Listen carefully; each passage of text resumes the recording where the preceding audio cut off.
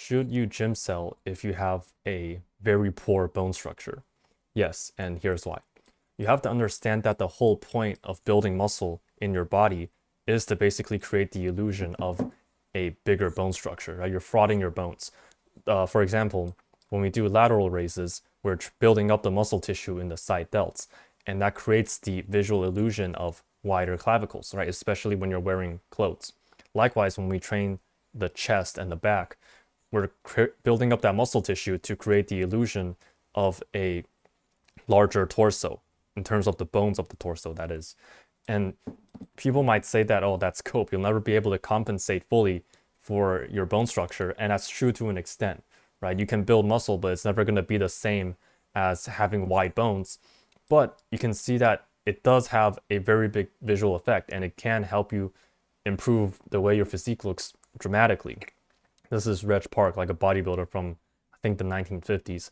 And this is just like a random guy I found. And you can see just by building up the muscles in his shoulders, it's like a night and day difference. Well, he is flexing a bit here, but you can see the difference. And the problem is, a lot of people in this online space, if you can call it that, they're online too much, right? If I can put it that way. And they just have this mental delusion and retardation. And what the common argument they would say is that, oh, if you are a 6'5", or let's say 6'7" true atom with a crazy frame, then you don't have to train in the gym at all because you don't need it. And on the other end, if you are a true cell with a subhuman frame, then training in the gym is completely cope and it doesn't help at all.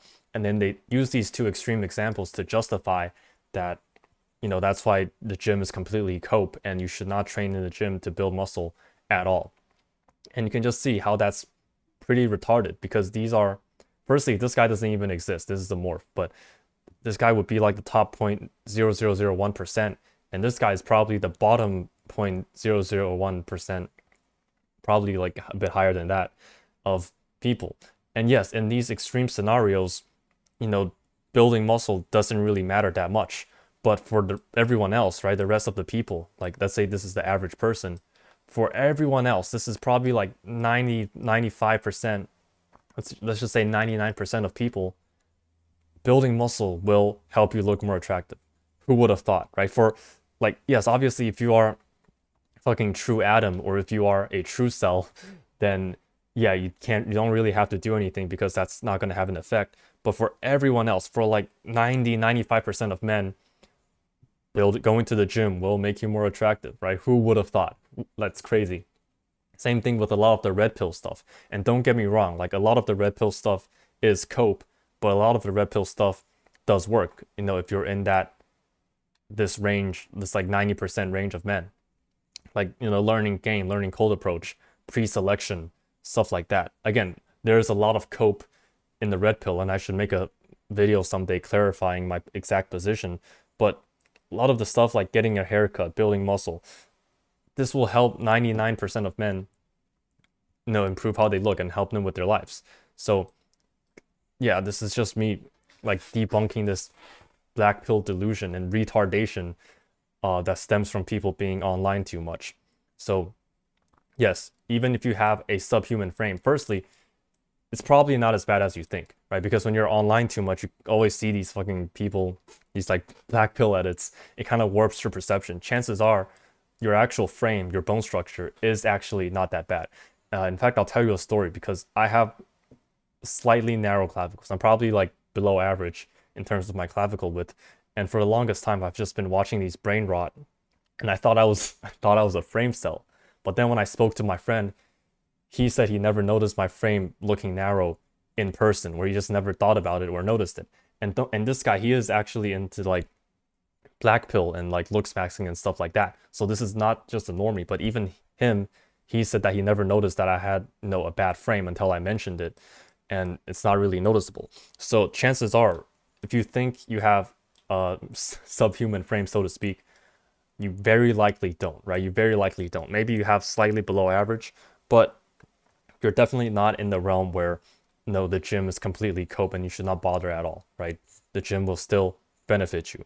So how do we actually train to, improve our frame? How do we actually train to, support our bone structure? Well, firstly, I have a private Discord server, link in the description. You can go check that out if you're interested. But if you're training and you have a poor frame, you can't just train like everyone else and just try and put on as much muscle as possible. Because if you do that, you're going to end up probably looking like this. Not exactly like this, but if you just follow you need to follow specific proportions to maximize how your body looks. It's not only enough to prioritize certain areas like, side delts and lats like everyone talked about, and I'm going to go into depth a bit later, but you also have to de-emphasize other muscle groups so that your physique, the other muscle groups, look bigger in proportion. So I think I kind of explained it poorly, but the best way for me to explain this is just show you right away. So firstly, the legs. In classical bodybuilding, or just bodybuilding in general, there's this idea of the V taper versus the X frame. The V taper is like, you can think of Arnold in the golden era, where they had a V-shaped upper body, but then the hips and the quads, they basically form a straight line. The outermost sweep of the quads stay in line with the hips like this. You can see I kind of drew this shape, and it kind of forms a Y shape overall. That is the classical V taper. On the other hand, in modern bodybuilding, there's the X frame, which is same thing. They have a V-shaped upper body, but in the lower body, their quads have gotten so much bigger. You can just see the differences in the quads and the adductors. They just got so much bigger that now they actually sweep outwards, and it creates an upside down triangle. So the whole thing becomes an X. And you can probably guess by now, if you have a poor frame, or if you're just trying to maximize how wide you look, maximize how aesthetic you look in general, you do not want to have this X taper. Instead, you want to have the classical Y shape. And the way you do this is basically just not overdeveloping your quads and adductors, because the quads and adductors are the only muscles in the legs that develop laterally, right? The quads, they develop laterally like this, right? If you build quads, they kind of come outwards like this.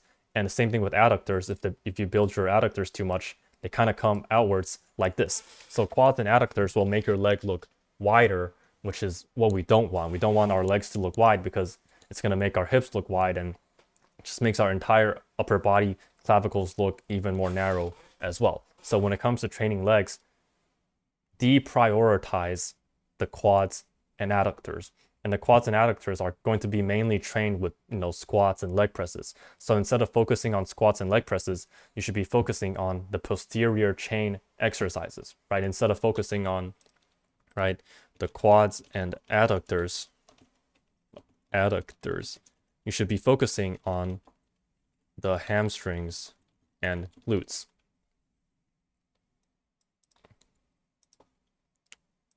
Like that.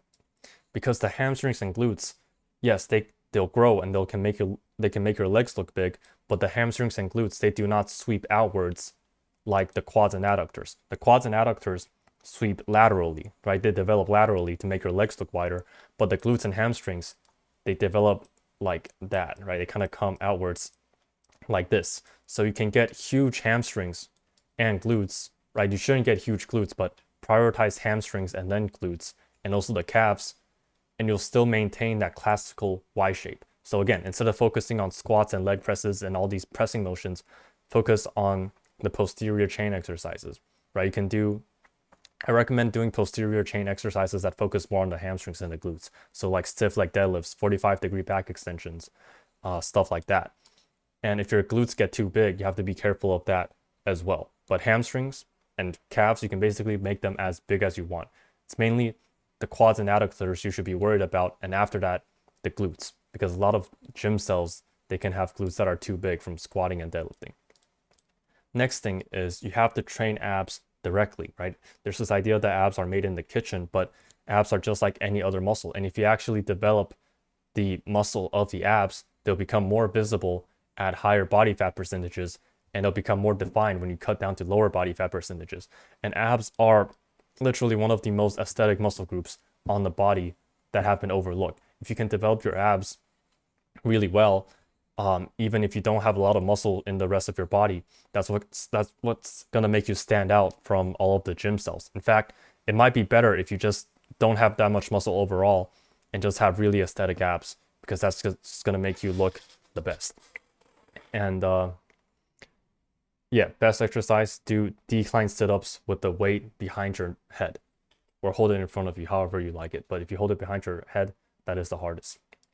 Then next thing is you have to prioritize the shoulders over the chest, because when you have a chest that's too big, this is Dylan Kolak, you can see when your chest is too big, it can actually make your shoulders look smaller because everything is all in proportion, right? He has pretty decent shoulders, but it's just that his chest is way bigger proportionally, and in turn that makes his shoulder look smaller and actually makes him look more narrow. Because the way we look at a physique, when someone looks at your physique, their vision automatically goes to where there is the most mass. So if you have the most muscle mass in the chest, in the center, the vision automatically gets drawn towards the middle, and that's going to make your shoulders look smaller. In fact, if Dylan over here, Dylan Kolak, I think that's his name, if he has just a smaller chest, but everything else stays the same, if his chest just becomes smaller, that can actually create the visual effect of larger shoulders as well. And I'll tell you myself, in my first year or so of training, I just chased the 225 bench press. But because I was using an arch in my bench press, when I got it, it's like my upper chest was non-existent, and it was mainly middle and lower chest. And in fact, someone in my Discord server, again, link in the description, he told me as well, for the first like year or so of his training, he just did weighted pull-ups and weighted dips. And because of that, he had underdeveloped shoulders and just a saggy lower chest. So you should be prioritizing shoulders instead of chest. And if you do train chest, focus on the upper chest, which comes from shoulder flexion. So any kind of neutral grip presses can really train your upper chest really well. And also when people talk about training lateral delts, usually think of lateral raises, but doing shoulder presses can actually train your side delts to a tremendous extent. It can train it almost as well as a lateral raise. And here I have a study to show that. You can see this is shoulder press, lateral raise, and in the actual muscle activation, there's only like a 2% difference between lateral raise and shoulder press. But this is given that you're pressing in the frontal or scapular plane. So frontal plane is like doing it behind the neck press, which if you don't have the mobility, then don't do it. But the scapular plane, this is what most people can do. So if you're doing any kind of shoulder press where you're within this range and your palms are facing forward, then chances are that's going to train your side delts really, really well, almost as well as a lateral raise. So don't just focus on lateral raises. Get your shoulder press as strong as possible as well. Next thing is prioritize the biceps over the triceps. That's how you're going to get the most aesthetic arm muscle development. And I actually have a clip to show you, which is a clip of Mike Israetel, and I'll just pull it up for you right now. Big arms, small shoulders makes people look kind of a bit fat. Fat, interesting. But like big shoulders, okay sized arms. I think when people think that they want big arms, what they actually want is big shoulders. You know, when you've got like those dudes who have got like really chunky biceps and triceps and not the delts to match. Something's missing. And it looks like just from the side, because the arms sort of like fall into the body. That's what I mean. I think when people think they want big arms, what they probably want is big shoulders with like okay arms. And when you actually spend tons of time just training biceps and triceps, you end up with this weird like power builder build thing. It doesn't stink of like superhero. So you can kind of see here, right? Mike Israetel, he is the example of having this fat arm type of look where he has big triceps with smaller biceps, and his shoulders are kind of small as well. In fact, he's exactly what he's describing right now. And you can see how that creates the fat arm kind of look, which is like exactly what we don't want. So instead of the Mike Israetel build where we have small shoulders and huge triceps, we want to have huge shoulders and huge biceps. And if you have big biceps, even if your biceps are huge like this, you're not going to have that fat arm type of look that you would have over having large triceps. So when it comes to the arms, prioritize the biceps over the triceps. And lastly, if you're training the back, right, you can basically just train it maximally with lats and traps. Maybe you might want to prioritize the lats a bit more. But if you train the traps, it's not really a big deal. Unless your traps get too big, then maybe you might look like a gymcel. But for most of us, we're not at that point yet. And lastly, when it comes to the neck and traps, the neck and upper traps, I've made a whole video on this, but it's basically just dependent on how long your neck is. So if you're someone with a really long neck, like this, then you should train your traps more, because the traps will create the illusion of a shorter neck. On the other hand, if you're someone with a short neck, then you shouldn't train your traps as much, because if your traps get too big, it's going to make you look like you have no neck. And when it comes to training neck, it's like the opposite. If you have a long neck, don't train your neck as much, because it's going to make your neck just look like a chode. And if you have a short neck, then you can train your neck more. Again, link in the description.